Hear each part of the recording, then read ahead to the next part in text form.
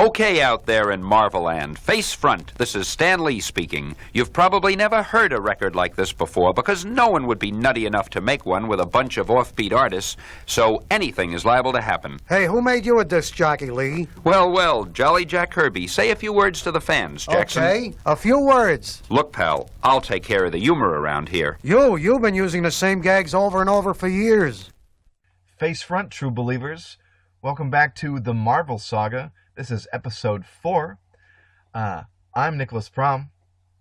And I'm Jerry McMullen. And in this month's episode, we're going to be looking at the 4th issue of Marvel Saga, which was Marvel's chronological look at their history that came out in 1985 as they were celebrating their 25th anniversary. In this issue, we're going to be looking at some of the earliest appearances of mutants, and we're going to get the first appearance of Thor, God of Thunder. Yes. Marvel Saga number 4, cover dated March of 1986. But according to Mike's Amazing World of Comics, it hit the stands December 10th, 1985. And we have a beautiful cover. Well, maybe not beautiful, but cool cover. Cool wraparound, designed by Ron Friends. So he did the layout for this.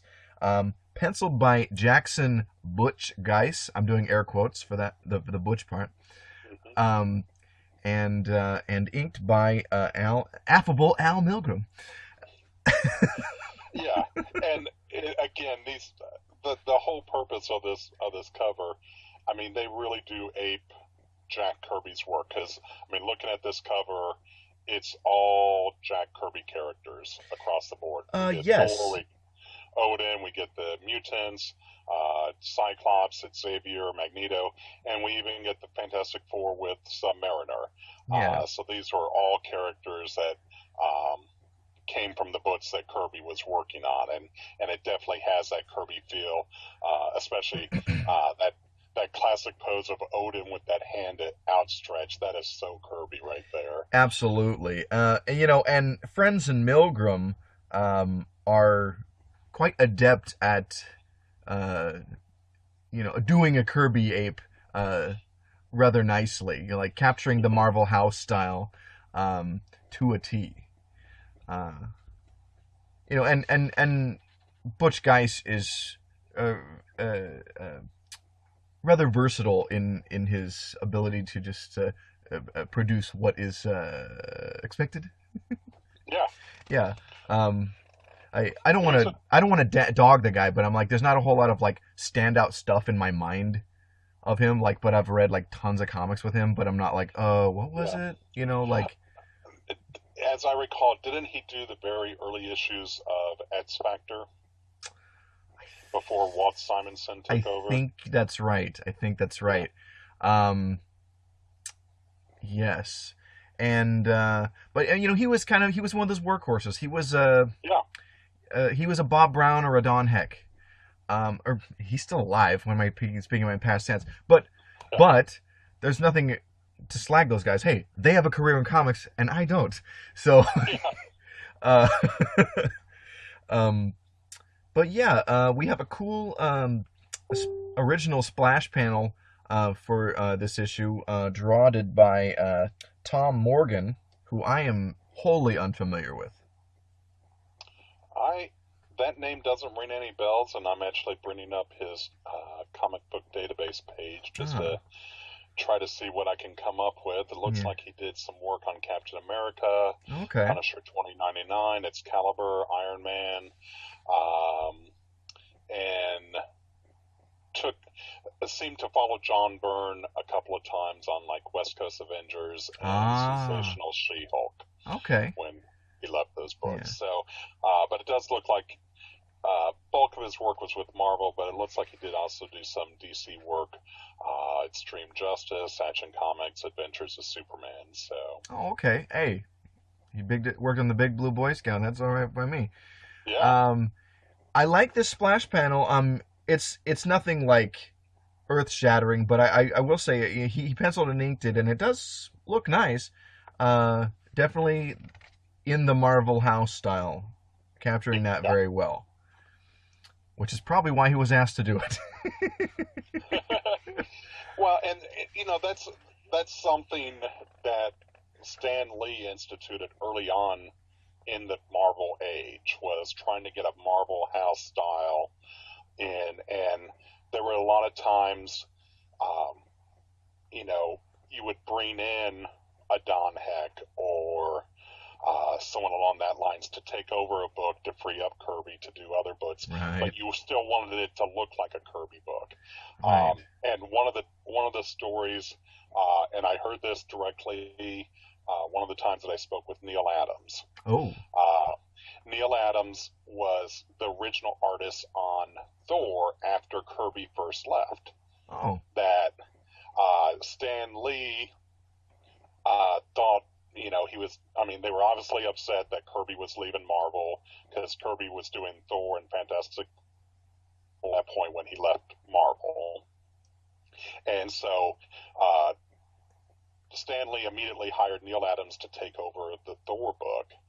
And Adams came in and basically started aping the Kirby style in those 2 issues. And Stan Lee was all upset because he wasn't paying Neil Adams to do Jack Kirby. He was paying Neil Adams to do Neil Adams. And if he wanted to pay someone to do Jack Kirby, he would get John Buscema to do it, which is what he did after 2 issues. He fired Neil Adams. Right. I haven't seen those Neil Adams issues, so that's a gap in my reading. But, because I didn't know that. I thought Buscema took over immediately. I was under that impression. He's the guy to follow Kirby. Yeah. He's the only guy that can. Fantastic Four. Right, and I feel like there's another major one too that he followed him on. But I loved his Fantastic Four run, but he did that whole original series. But yeah, it's funny though, because it's weird that Stan would throw a fit about that. He hired this hot artist, but that was like his standing kind of way of doing things. Like, oh, Kirby's off the book, ask the next guy to do their best to do a Kirby. Yeah. On the X-Men, you get Werner Roth, they're like, okay, this is a guy that can kind of do that. At least the figures are kind of similar to Kirby's. But it reminds me of what happened with Wally Wood. He hired Wally Wood, and then he found out that Wally Wood was getting all these assistants. He's giving Woody cover credit, which nobody had gotten before. And he's like, hey, I'm paying for Wally Wood, not assistants. And so that was the falling out with Marvel, or at least with Stan. Because he came back and did some of those Doctor Doom and Red Skull stories in Amazing Adventures, I think it was. Have you read those? I believe so. Yeah. So that was the end of his like big push at Marvel, and then he would just did here and there things for the remainder of his career with them. But Stan, you can't. What am I trying to say? Have this expectation for some artists, and then be mad when other artists do what everybody knows you're asking for. So, but he's a complicated figure as well.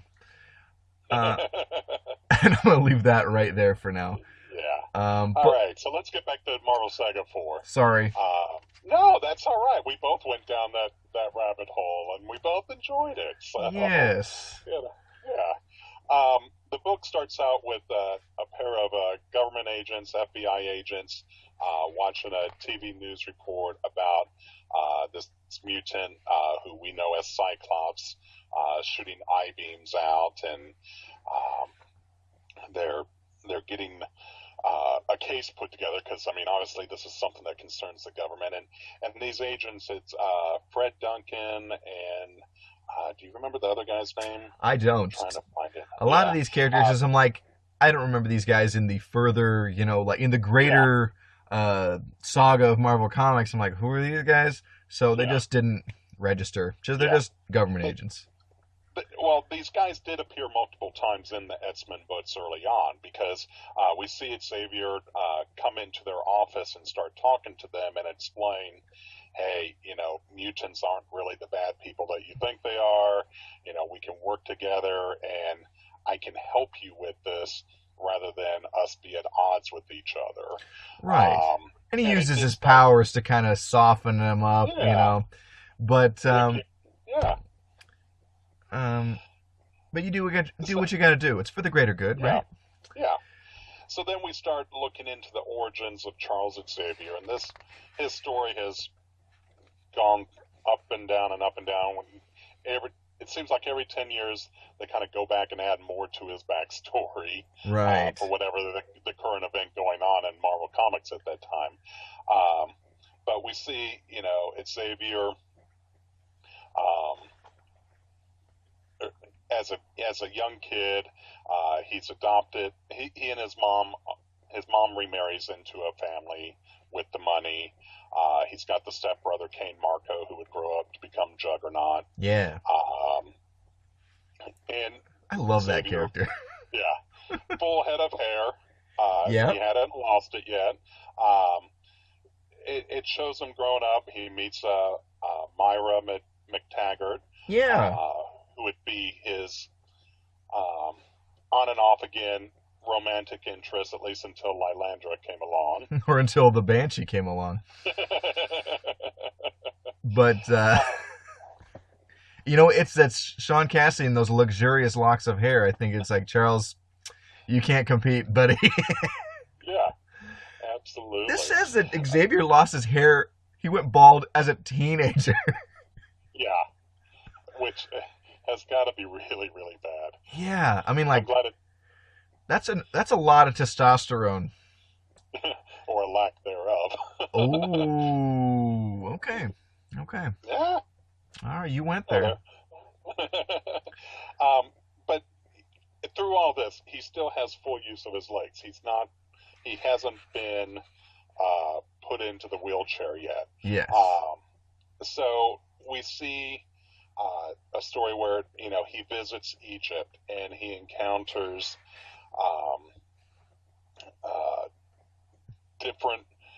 different people that would later cross his path, like a very young Storm. And the Shadow King. Yes, he has his first encounter with the Shadow King, and that would later tie in with the introduction of Karma from the New Mutants series. And Shadow King was one of those mutants as well that had the psychic abilities, and Xavier had multiple battles with the Shadow King. Yeah. Psychically, Yeah. So what I always thought was interesting is that the Shadow King, because I came to that character kind of late in the game, and he seemed like this entity that possessed bodies, like host bodies, which really wasn't the case. He was this guy Amal Farouk, and when his body died, he started doing that because he was such a powerful psychic, and heavy on the mind and emotion control, which, yuck. Yeah. But real bad guy.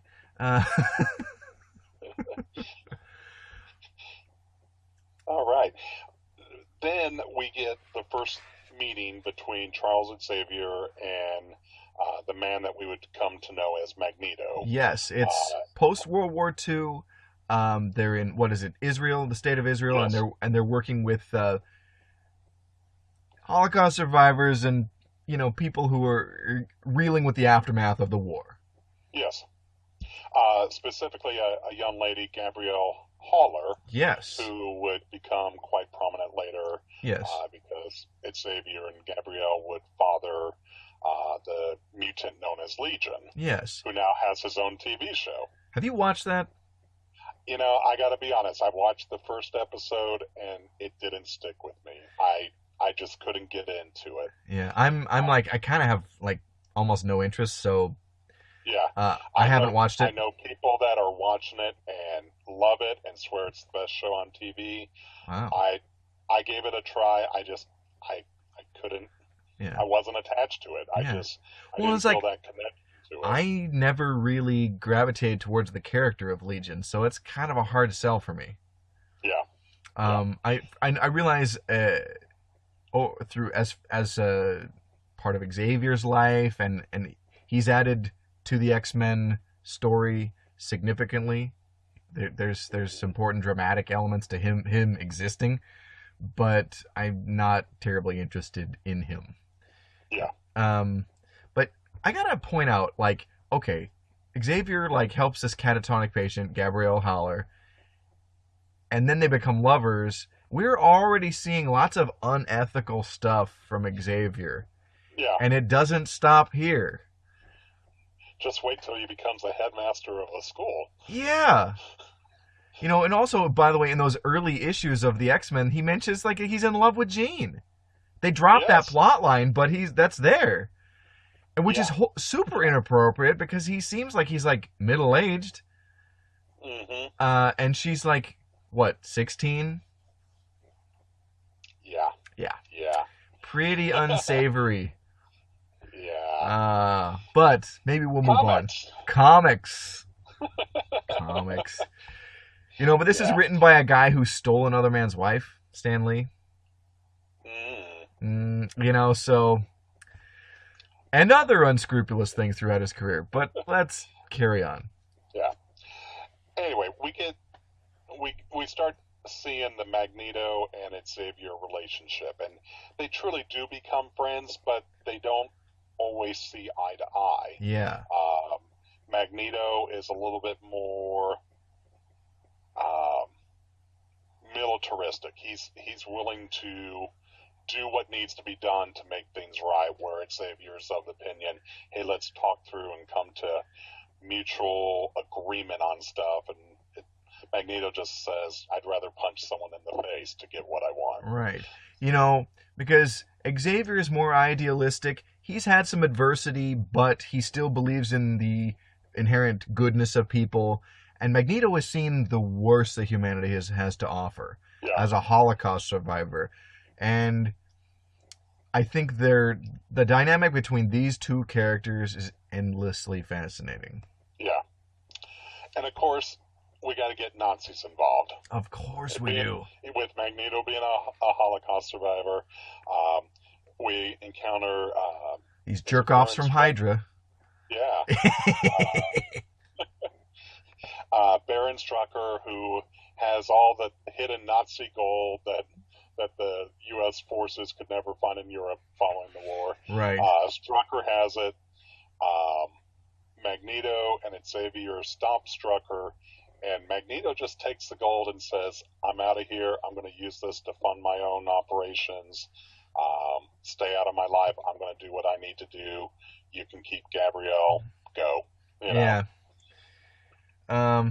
Yeah, because the Hydra, for some reason, kidnapped Gabby, which... Why? What?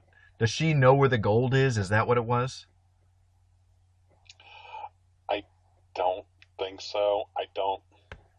It's just a plot device to get them to go after. Yeah. Okay. But it worked pretty well. And then in this time, this is important because this is where Xavier and Magneto reveal to each other that they are indeed both mutants. Mm-hmm. Which was interesting too. Yeah. But yeah. So then we jump ahead in Xavier's life, and he encounters the being known as Lucifer. Yeah. Not that Lucifer, but the next Lucifer down on the list. You know, the alien turnip head with the beard and the helmet, who was the vanguard of an army that didn't make a real effort to conquer the Earth. No, but the what are they called? The Quistaliums? Is that the planet Quistalium? But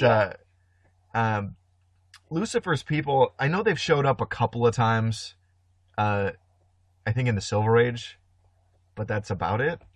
Yeah. And as he was facing off with Lucifer dropped this huge stone block on top of Xavier, and it crushed his legs. Yeah. And forced him into the wheelchair at that point. Yeah.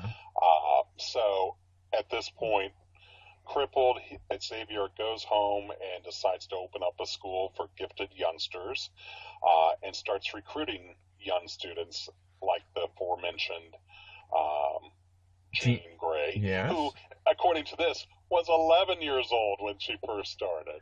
Yeah, that makes it extra creepy. Yeah. Because yeah, then the connotation is that he was maybe grooming her, yeah. which is icky, icky, icky. Now, the Yeah. 11-year-old part is a retcon. Yes.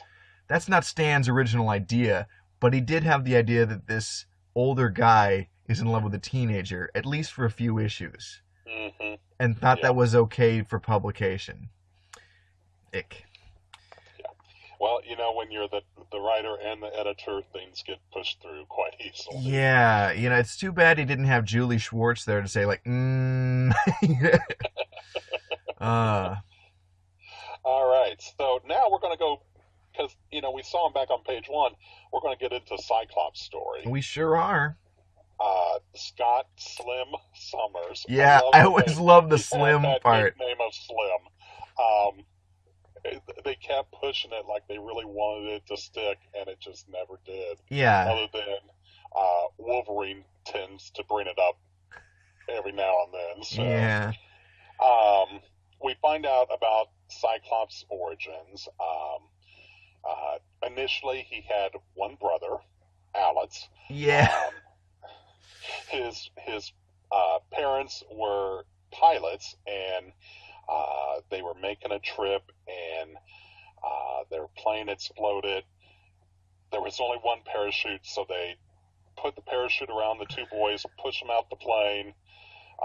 As they're falling, I want to say Scott landed on his head, and that's what they think caused the I-beams or something. Well, what that was that it kept the damage from the fall, the hitting his head, is what kept him from being able to fully control the I-beams once they manifested. Okay. So that's so why he couldn't just like turn them on and off and control them without the glasses. Sure. The ruby quartz glasses. Yeah. Is ruby quartz a real thing? I don't know. I would. Probably not. Yeah. You would think that maybe we would have seen them in a sunglass hut or something by Right. now. Quartz is real. Yeah. And I think the ruby quartz is like, well, let's make it red because comics. Sure. Well, and his beams were red, so we need a red glass to stop it. Sure. Makes perfect comic book sense. Now, it turns out Scott's brother Alex would later become the mutant known as Havoc. Who is one of my favorite X-Men. Yes, and really has a really cool costume. And I love the hat. I love the I hat. always love that all-black costume with the little headpiece. And the concentric rings on the chest. Yeah. And when he uses his power. Love that. That's right. Well, yeah, because his costume was black. It was rings when he's using the power. Yeah. And it turns out his father didn't die in the plane crash. He actually went out into space and became a space pirate known as Corsair. Yeah, and normally I hate pirates, but I do love the Starjammers. Yes, Starjammers. We're not going to really see them much in Marvel Saga, but they became quite prominent in the X-Men books throughout the late 70s and 1980s. Yeah, and I will say, and I've said this on my show, that like my favorite X-Men adventures are not we're fighting racism and people who are being jerks to us. It's when they're going into outer space or going to the Savage Land and just having crazy superhero adventures. Mm-hmm. Those are the more interesting X-Men stories for me. Yeah. Maybe it's me coming from a place of privilege because I'm white, male, heterosexual. But I'm like, I just want to have fun with wacky comic book stuff. I don't need to get all message heavy here. Sure. So, I definitely hear and agree with that. I really the X-Men, especially this early group, they're enjoyable when they're treated more as teenagers and not just as mutants. Yeah. So. And then hypocritically, I love Sentinel stories. Love them. Giant robots. What's not to love? Yeah, and they're rad looking. They look so awesome. So maybe it's just a visual thing. They're so appealing. Yeah.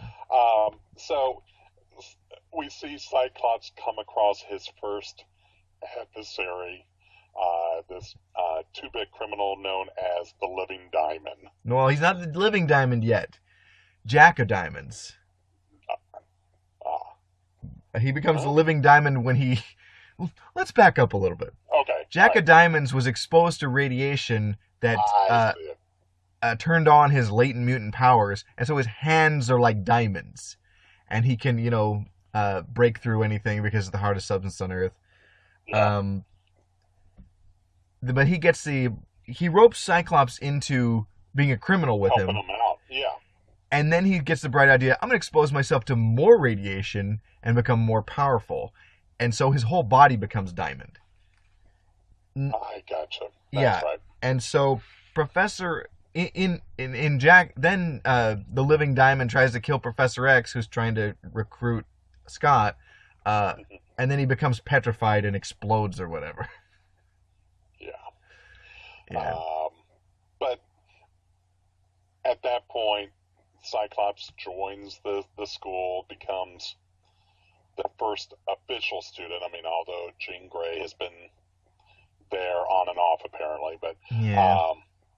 we're gonna put that one on hold now because we got to start looking at Donald Blake, who's this doctor, Yeah. a surgeon who apparently has time to take a vacation out to Norway. Sure. Why because not? that's where doctors go on vacations. Well, I mean, it's probably a beautiful place to visit. I mean, why not go into Norway? I see your point. I would do it if I had the money. If I had the surgeon's money, I would take a trip to Norway. And he's probably got mad money being a surgeon. Yeah. But it just so happens that Norway is being invaded by Cronins, Yes. also known as the Stone Men from Saturn. Again, Earth being invaded by aliens. We're still in the monster era of comics. Which is a great era. Yeah.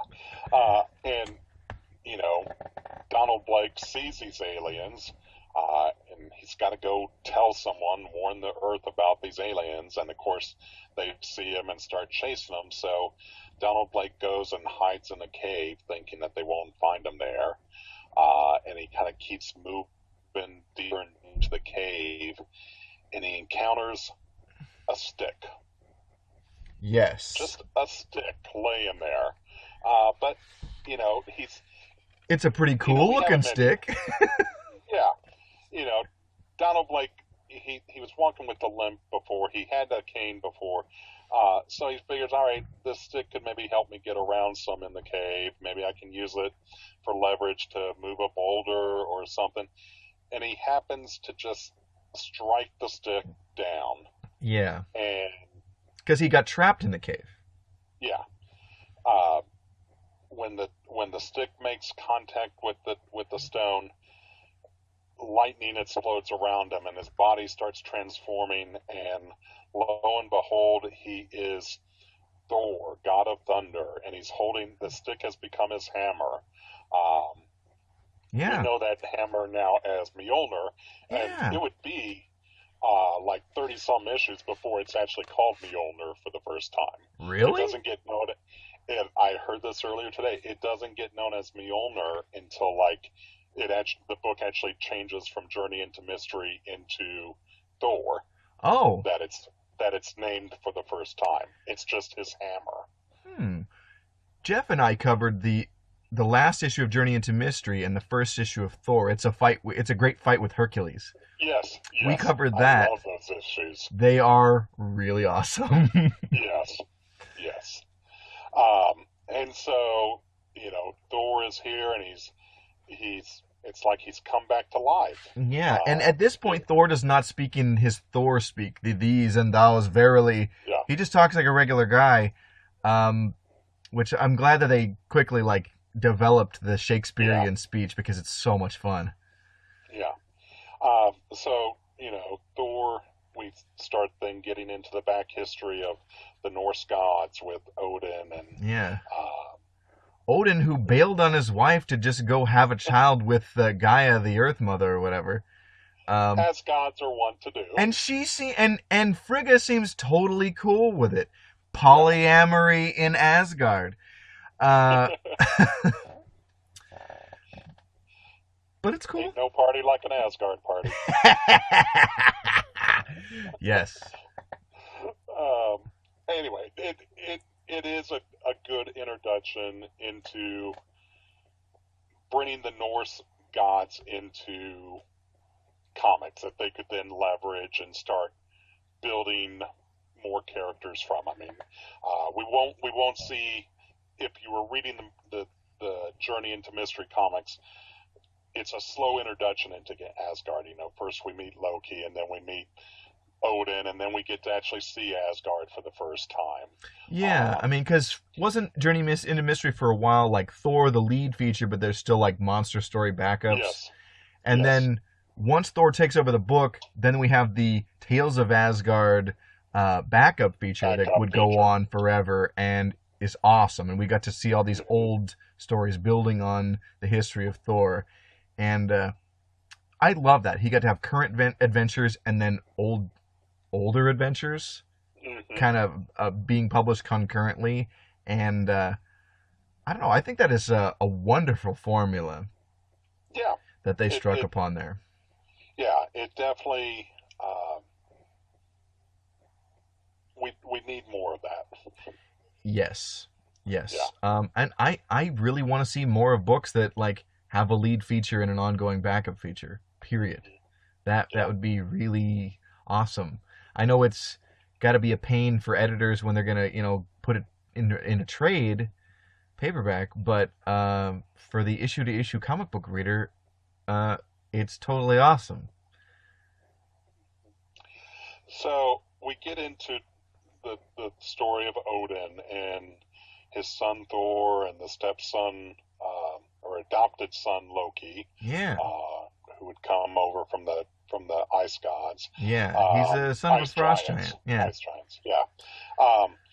And we see these adventures of Thor, and Thor is just a brash young god that, as Odin points out, he has no humility. He doesn't know what it's like to be human. Right. And so Odin decides to banish Thor from Asgard, and you don't return until you're ready to be a god again. Yeah. And Well, so it's weird though. He wants to teach him this lesson, but he strips him of his power and memory. yeah. And so Thor finds himself linked to or trapped in the body of Donald Blake, Yeah.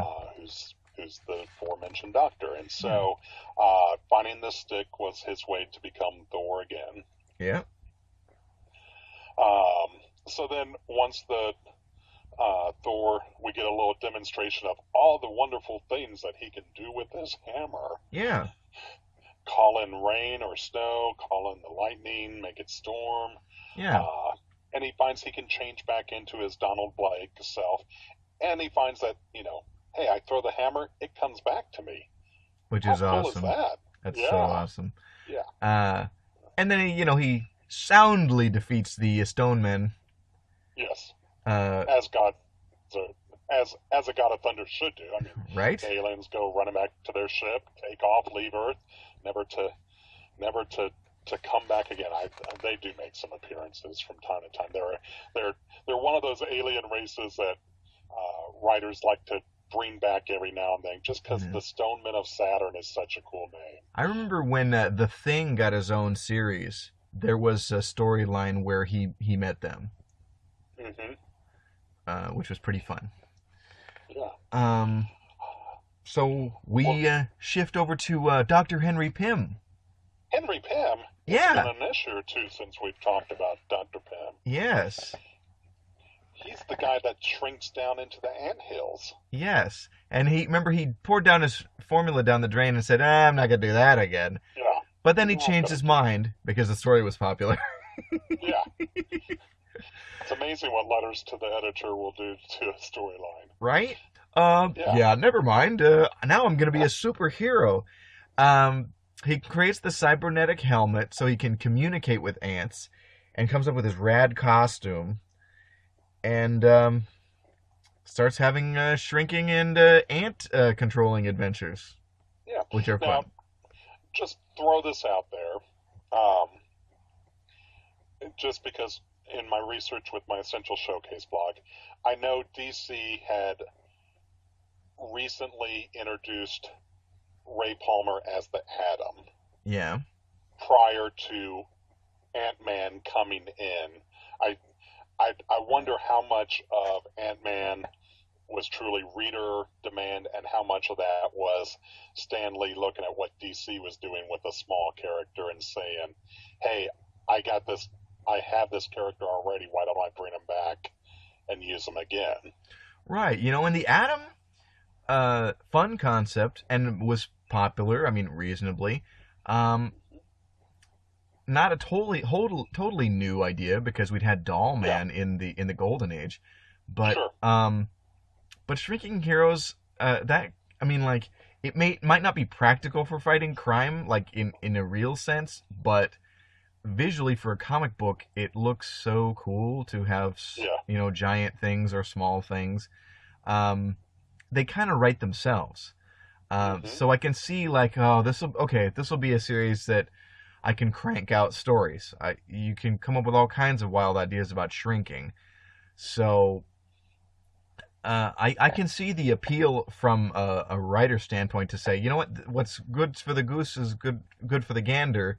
If Yeah. DC can do this, why don't I come up with a shrinking hero, but give him this thing that makes him very distinct, the insect thing, which is Yeah. kind of brilliant. Insects are Yeah. small. This hero shrinks down into small. Hmm. It's a great And idea.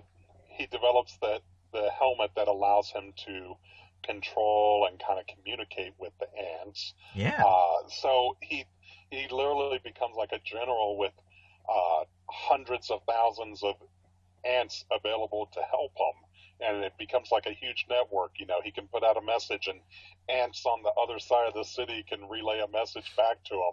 Oh yeah, that thing that you're looking for, it's over here in Hoboken. Come on out here, and we'll help you. Yeah, let me break away from this Jolly Rancher we found, and we'll go help you. Um, Yeah. do they have Jolly Ranchers in the 60s? I don't know. I'm To the curious internet. now. Yeah. Now I have to know. Carry on, Jerry. All right. Well, we revisit Donald Blake again. He's returned back to New York City because all good Marvel characters are based in New York City. Yep. We are introduced to his the nurse that works with him, Yeah. Jane Foster, and Jane is such an interesting character. Obviously, she's in love with her employer, as a lot of nurses are, because comics in the 1960s. Right? But Jane Foster, over the years, she would be in love with Thor. She would become the host body for Sif. There was a period where Sif and Jane Foster shared the same body, much like Thor and Donald Blake share the same Yes. body. Eventually Jane Foster would move away from nursing and become a doctor in her own right. And if you're reading the current Marvel comics, you know that Jane Foster is the current version of Thor, Yes. which I'm really enjoying. It's been a storyline going on for about 3+ years now from Jason Aaron, and it's just a really good storyline. It's been fun just seeing that take of the concept of Thor being a female character rather than the traditional male character. Yeah. No, that I think it is a neat take, and I like how there's the Unworthy Thor book where there's is it reduced power or no power Thor?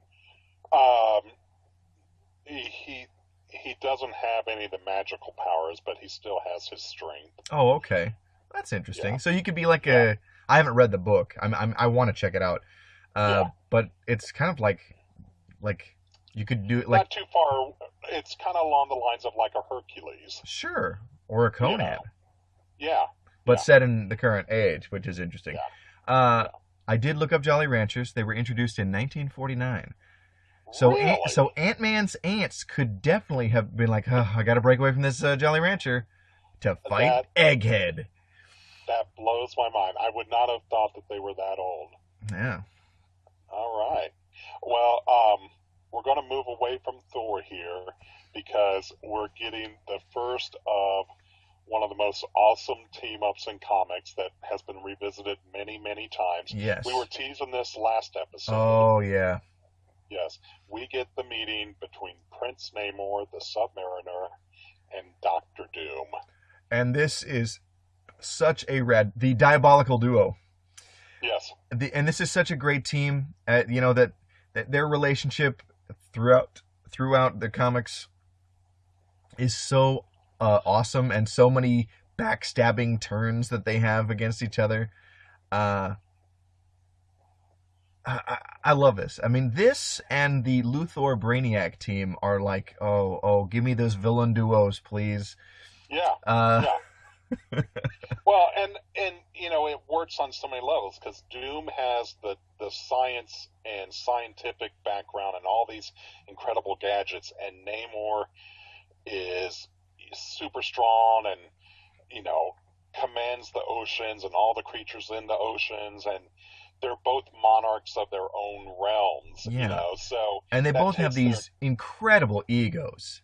Yes, and they kind of realize that they have similar goals. Namor wants Susan Storm. He is infatuated by her, and Reed Richards is in the way. And Doom wants to get rid of Reed Richards because, he views him as some kind of mortal threat to him that his ego can't handle Richards being around. Right. And they realize, hey, if we work together, we can probably satisfy both of our wishes here and make this happen. Yeah. So we revisit the Fantastic Four. Of course, Sue keeps a picture of Namor around. Right. Because maybe she has some feelings for him, Right. He's a good-looking guy. Really? Smells a little... He's a weird-looking guy. He has these giant Joan Crawford eyebrows and like a triangle-shaped head. This is a quote-unquote good-looking guy? Well, Reed already had the little gray temples there. And, oh, okay. There was... Namor looks a little bit younger than Reed. So maybe that's what she was going for, But, of course you're going to keep a photo around of them. Sure. At least it's not an autograph photo. Right. so many photos are in the 1960s comics, but right. And of course her brother Johnny isn't going to have any business with that, so he burns up the photo. Yeah, which upsets Sue naturally. Yeah, but then lo and behold, who comes walking in? Namor. Prince Namor. Yeah, because the security. Maybe he was turned off that day. They're like, he's like, it's no big deal. I just flew in through the window. Yeah. And, they realize that Namor just doesn't come here to talk to him. He's setting up a trap. He's going to do something to him, but they don't know that he's working with Doom yet. They just think he's here on his own, but they're going to do what Namor says and just see what happens. Yeah. And what happens is the Baxter Building takes off. Into outer space. Because Namor showed up and planted Dr. Doom's grabber device in the building. And then immediately Doom stabs them in the back and launches them all into space. Yeah. And so far, let's think, because when we last saw Dr. Doom, he was trying to take the headquarters by helicopter. Yeah, with a big net. So now I'm just going to send the whole building up into space. Oh, man. It's so crazy. Kind of a little one-trick pony here. Jeez, yeah, now that you mention it. And I love in 1960s comics that the building just lifts up cleanly from the ground. I mean, there's no sewer pipes, there's no electrical wires, no conduit. It just lifts cleanly from the ground like, a Lego building or something. Yeah. But, man. sure enough, that's where this issue ends. Yeah. So we've got the Fantastic Four versus Doctor Doom in a showdown in space. Whose name are we going to side with? We're going to get to meet two more of the X-Men, Angel and Iceman. And we're going to get to meet Thor's adopted brother, Loki, god of evil. Yeah. Not necessarily god of mischief, but god of evil. Right. And we're going to get new visits from the Hulk and the Wizard and the Ringmaster and more. It should be fun. That is issue 4 of Marvel Saga. Yeah. One thing we kind of glossed over, and I wanted to kind of revisit briefly was, didn't I hear somewhere that the Jack of Diamonds, the Living Diamond, didn't he have some connection with Mr. Sinister? Later? I don't remember. We need to consult an X-Men expert. I mean, that could be complete crap, but I thought I heard that somewhere. Yeah, I'm just doing a look for him on Comic Book DB while we're talking here, just to see what I can come up with. Yeah. All of these issues here have been reprinted dozens and dozens of times in different formats. If you're looking for any of these original issues or just looking to read them, look for the omnibus or the essentials or the epics or the masterworks. The early Thor stuff, the early X-Men stuff, early Fantastic Four. It's all there. Yeah. Or if you just want to read the Marvel Saga, most of the run you can find pretty cheaply in back issue bins. I think the last few issues are a little harder to come by. But I picked up these both volumes of the Marvel Saga trade paperbacks for like $5 or $10 a piece. Like I said, I found them on the secondhand market. So like you want to read this stuff, it's readily available. All right, I've got Diamond Head's page up here. Diamond Head. Well, that's didn't he become Diamond Head? I thought he became the Living Diamond. Oh, who's Diamond Head? He was the one from Nova. Oh, that's right. Yeah, that is a totally different character. Yeah. Who would have thought they would have had so many diamond-based characters? Right. Well, and they had that Golden Age guy who was in the Liberty Legion, the Blue Diamond. Yeah. But I mean, he was like, what was his deal? He was invulnerable, right? Yeah, and I think he came to an end in like Marvel 2-1 in an issue where he teamed up with the Thing. I think I read that, but I don't remember him dying. Well, I think he kind of gave up being a hero. Yeah. Let's see here. Yeah, I totally read that issue. I know it.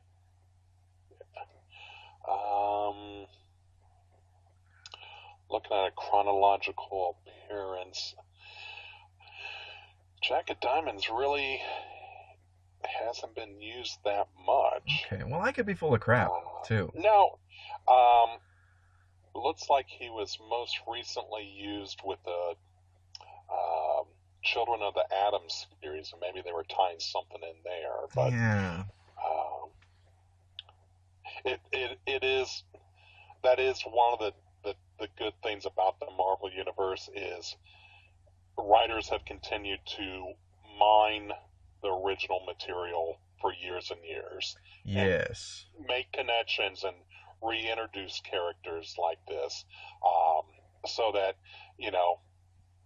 we mentioned at the start, the FBI agents, Fred Duncan, I forget the other guy's name, they would appear multiple times throughout the X-Men books and then move over into other Marvel books throughout their use. So yeah.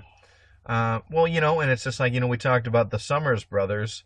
Well, originally there was just the two, and now there's at least three. Yeah. So yeah. Comic books. Yeah. When in doubt, let's introduce more family members. Yeah.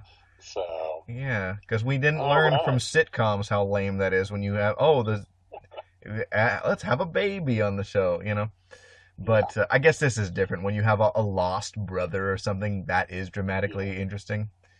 Uh, but well, do you think we should wrap it up here, Jerry? I do. Let's plug our different projects. Okay. You can find me each week on the Worst Comic Podcast Ever. My co-hosts and we do a weekly podcast looking at comics, TV shows, movies, whatever else interests us, doing interviews or just general comic talk. You can find us at worstcomicpodcastever.com. In addition, I've got a blog, Essential Showcase, where I'm reviewing the black and white reprint editions, in which case we're using the Essential Marvel Saga here for this. It's currently, I'm taking a break on that, as our few loyal listeners have picked up.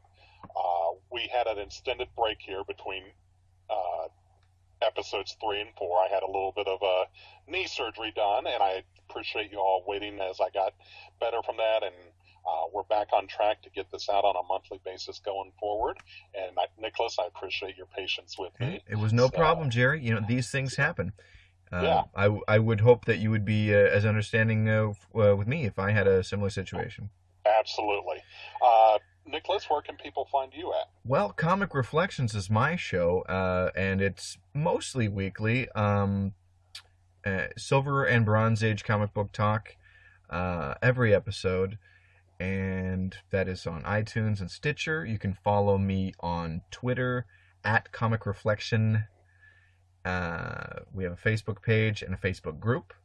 So if you search those on your social media, you'll find them. And if you just want to follow me, mostly just posting, making snarky comments on funny comic panels, you can follow me on Instagram at promcakes, and where I goof around on there. That's about the extent of it. Yeah. You had a really good episode last week looking at Iron Fist. I really enjoyed that show. Oh, good. Thank you. I think we are going to do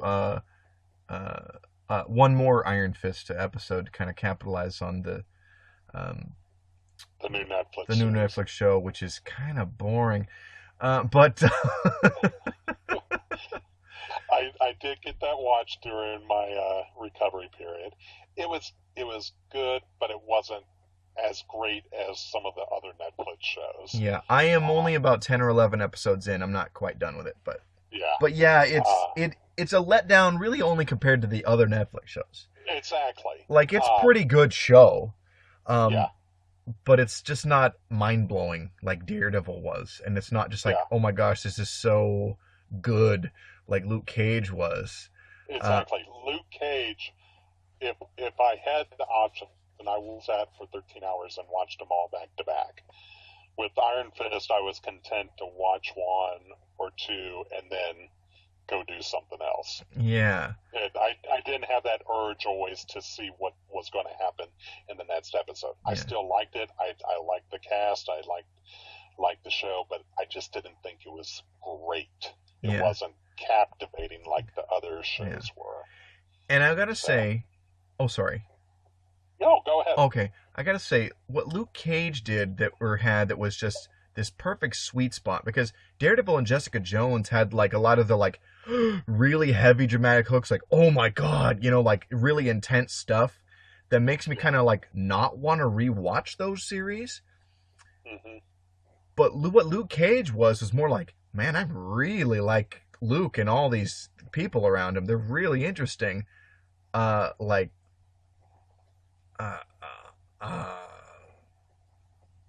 me, there was something about it. It's like, I think this is the most rewatchable of all of Marvel's Netflix shows. Yeah. I love the soundtrack that they put in with Luke Cage. I mean, that I think drove me so much is just the music in the background, and it really invoked the feel and spirit of the Harlem neighborhood, and it really kept me in the show. Yeah. So. And what I appreciate about it was like, here was a show where you had almost no white people, and I liked that, because aside from the superpower stuff, like, this felt like I'm watching something that rings true to a more authentic black experience than most television shows would ever present. Yes. Does that make sense?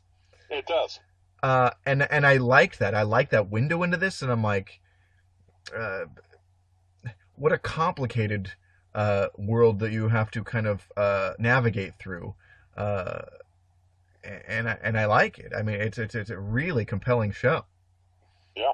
All right. On a very different level than Daredevil, which I love, and Jessica Jones, which was very good but so dark I had to take a long break before I finished Jessica Jones. Sure. Absolutely. But anyway, this is post-show tangential pandemonium. That's all right. It's added bonus. Yeah, there we go. Bonus content for our loyal listeners. Yeah. So anyway, we are back on track with the monthly schedule. So look for us again the start of May as we look at Marvel Saga number 5. And till then, keep reading the comics. All righty.